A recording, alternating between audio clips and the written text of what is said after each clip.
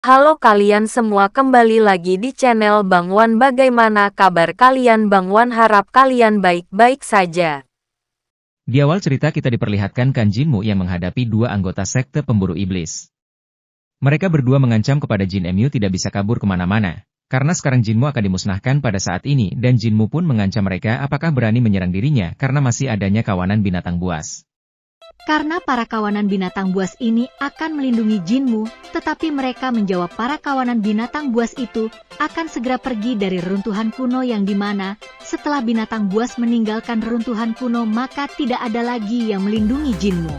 Jinmu yang menyadarinya bahwa para binatang buas itu tampak akan meninggalkan reruntuhan kuno, Jinmu pun tidak mau membuang kesempatan ini untuk kabur bersama binatang buas itu dengan Jinmu yang mengeluarkan ketapelnya bom asap. Setelah itu kedua anggota sekte pemburu iblis itu tertutupi asap. Jinmu pun mengambil kesempatan dengan kabur bersama kawanan binatang buas. Akan tetapi Chi melihat Jinmu yang kabur, Chi pun memberitahu Ziu. Mereka berdua pun mengejar Jin Mu dan juga menunggangi binatang buas. Jinmu pun merasa terpojok karena dirinya ketahuan oleh Chi dan Ziu.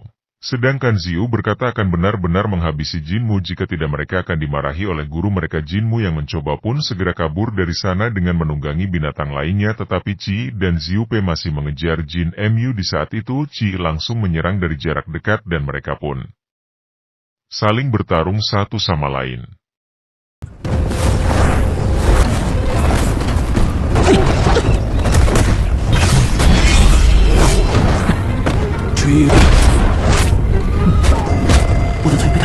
Chi pun menggunakan teknik bela dirinya dengan menggunakan tangan kosong menyerang Jinmu. Jinmu yang bertarung dengan tangan kosong, Jinmu yang lebih diuntungkan, yang dimana Jinmu berhasil mengeluarkan teknik yang sangat kuat ke arah kaki Chi, yang membuat kaki Chi patah, yang di saat itu Jinmu langsung mengalah Chi sampai Chi terjatuh.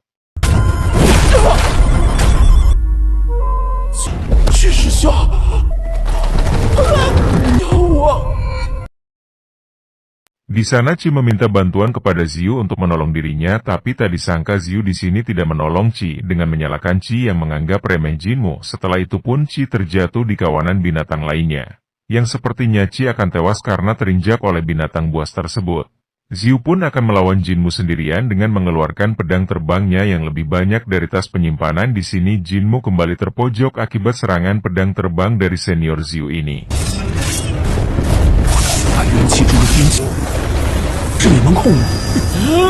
Jinmu pun mencoba bereksperimen dengan tongkat senjatanya. Dengan dialirkan teknik spiritual membuat tongkat itu jauh lebih kuat, dan di sini Jinmu menggunakannya sebagai senjata untuk menghadapi Ziu.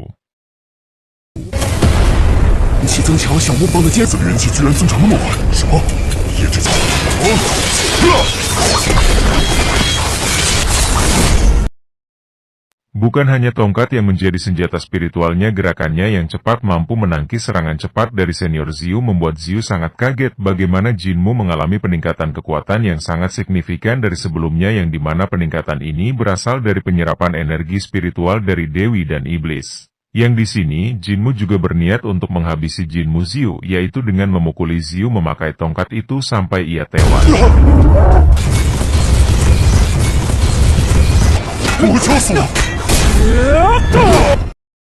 Ziu tidak terima karena menurutnya itu adalah sebuah ejekan karena seorang kultivator akan kalah dengan seorang yang menggunakan tongkat saja, yang di saat itu ia mengerahkan pedang terbangnya dengan kecepatan penuh yang membuat Jinmu lagi-lagi terpojok dan Jinmu pun merasa bahwa kemampuannya berada di ambang batas. Sekarang Jinmu merasa kelelahan.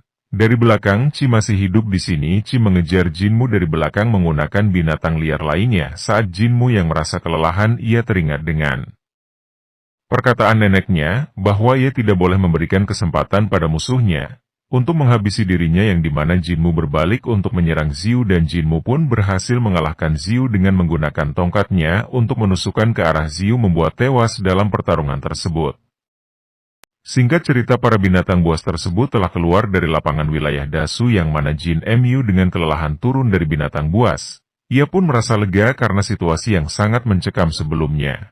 Namun setelah Jinmu merasa puas, tiba-tiba saja Chi juga turun dari binatang buas. Chi yang merasa kelelahan berniat untuk menghabisi Jin Mu yang sangat terpojok karena tidak memiliki tenaga lagi untuk menghadapi Chi. Qi pun maju menyerang Jinmu tetapi saat pedang itu ingin menusuk Jinmu tiba pergerakan dari pedang Qi dihentikan oleh jarum nenek Jin Emyu. Ternyata nenek Jinmu telah berada di sana dan ia mengancam kepada Qi ia akan tewas jika berani melukai Jinmu. Ternyata bukan hanya sang nenek, ternyata anggota lainnya juga berada di sana termasuk kepala desa Jinmu pun sangat kaget mengapa mereka berada di tempatnya. Mereka menjelaskan bahwa mereka semua tidak tenang setelah mengetahui Jin Emyu tidak kembali sepanjang malam. Dan mereka pun mencari keberadaan Jin Emyu dan setelah itu kakek pemotong daging menyerang Qi hingga tewas dengan pisaunya Hal.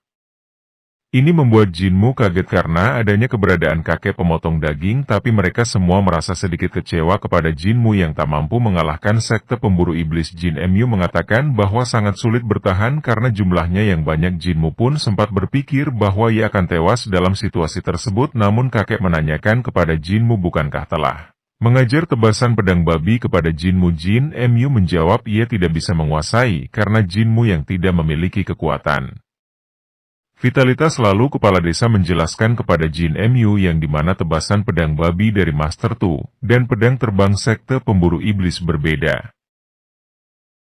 增强攻击威力，但双手掌控兵器，让特点是用元气丝格不进的异种，后来自称。 Mereka memiliki daya serang yang sangat kuat tetapi kekurangannya tidak sefleksibilitas dengan pedang terbang milik sekte pemburu iblis. Dan teknik pedang terbang milik sekte pemburu iblis memiliki sefleksibilitas tetapi kekurangannya tidak memiliki daya serang yang kuat. Dan di sini Jin Emyu diminta memperbaiki vitalitas. Jin Emyu diminta untuk mempelajari teknik tebasan pedang babi karena teknik itu akan sangat berguna apalagi akan berhadapan dengan sang Raja Yangka. Orang terkuat dari sana nyangka Jinmu akan bisa bersaing dengan orang tersebut. Jinmu yang mendengar itu pun membuatnya semakin semangat untuk membangkitkan tubuh vitalitasnya. Jin maupun meminta kepada paman apoteker untuk menyiapkan ramuan vitalitas karena Jinmu belum meminumnya telah beberapa lama terjebak di reruntuhan kuno. Sang paman menerima permintaan Jin Emyu.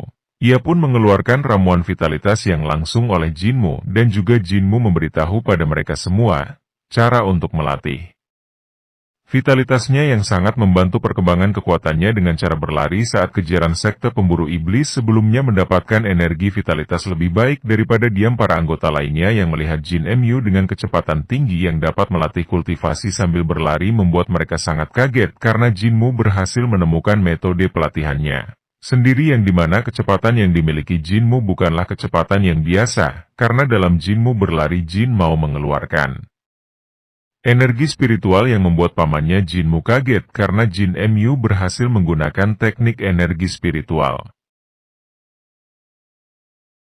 Waktu berlari Jinmu belum mengaktifkan vitalitasnya yang di sini mencoba melakukan penerobosan pada vitalitasnya yang pada akhirnya Jinmu masuk ke dalam sungai.